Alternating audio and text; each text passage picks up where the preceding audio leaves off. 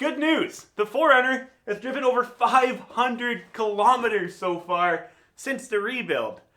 The bad news? It already needs some work. The 4Runner is bleeding.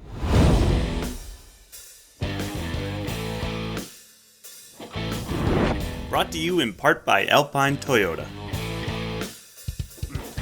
So yeah, obviously the power steering rack in the 4Runner has already died.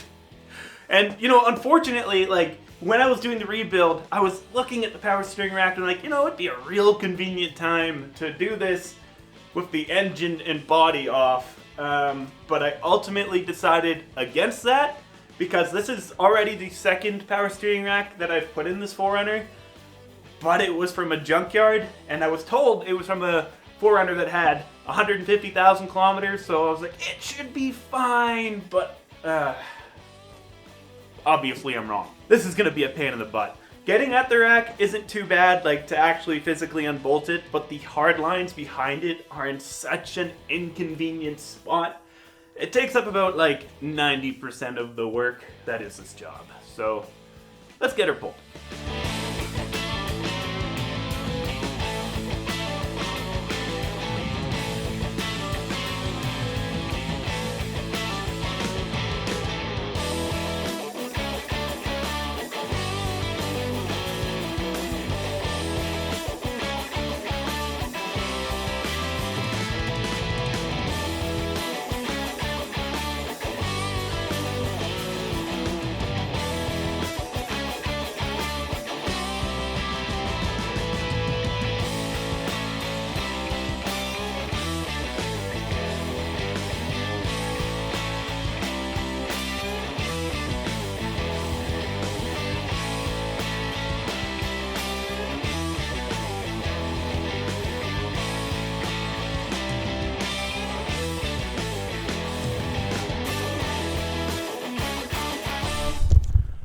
She's out! And surprisingly, it only took me 20 minutes to get that thing on the ground. Now, don't expect it to take you 20 minutes. I've had this rack out somewhat recently when I did the restoration of this 4Runner. So the hard lines, everything, it wasn't loose. It was still a pain to get that off. But I didn't have to use heat. The very, very first time I did a power steering rack in this thing, it literally took me almost 2 days. 20 minutes. It's out. Now I'm going to pull some measurements from the outer tie rod across to the other one so that when I put it back in, the alignment is mostly the same. It'll more than likely need an alignment again, though. There, and about there. 52.25. Check it out. A new rack. Well, I'm assuming a Reman one. It looks pretty poorly painted, to be honest. So before I took the tie rods off, I backed up these jam nuts and I actually painted right over the rack and the tie rod here so I know where I need to thread into to make it line up. And in theory, this is the same rack. So if I put these in to these lines, it should line up to, well, my marks on the ground. Okay, that guy. Okay. Now in theory, this should line up with my marks on the ground. Pull that guy there. Yep, that is perfect. I am glad I painted it. All right, the tie rod and bushings and steering shaft thingy are reinstalled on this rack and pinion. Let's go struggle to throw this in the 4Runner now.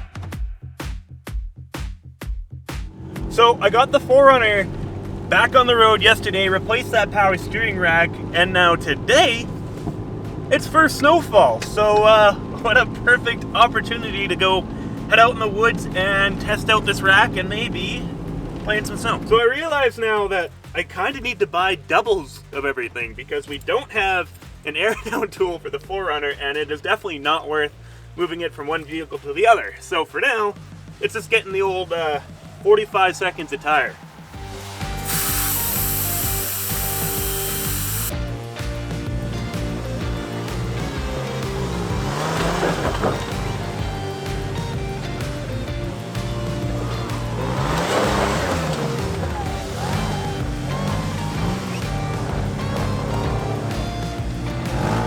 Four by four works now.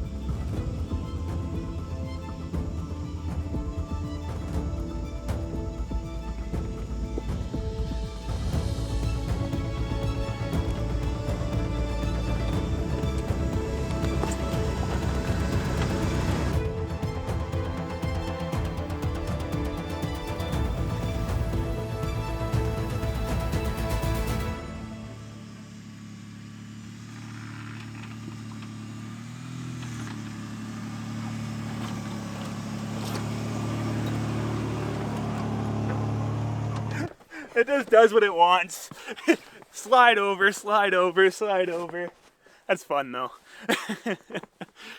Anyways guys, thank you so much for watching this week's episode of Dirt.Garage. I really appreciate it. It was awesome to finally get the 4Runner out and using 4x4 unlike the last time we went out into the bush with it. The thing's awesome. I do actually enjoy driving it. It's so different from my Toyota pickup build, but just fun in a different way, if that makes sense. Anyways, guys, if you could do me a huge favor, smash that thumbs up button, and hey, consider subscribing. I upload weekly Toyota building, wheeling, and off-roading content. I'll catch you next week. Peace. Yeah, let's go. I'ma make a couple stacks, do exactly what I want to. Mix a couple tracks, get a lady that I'm drawn to. Turn up to the max, get me faded till I'm gone, dude. I do what I want, couldn't stop me if you wanted to. I just work hard, yeah, harder than the rest. Some people say I'm lucky, others saying that I'm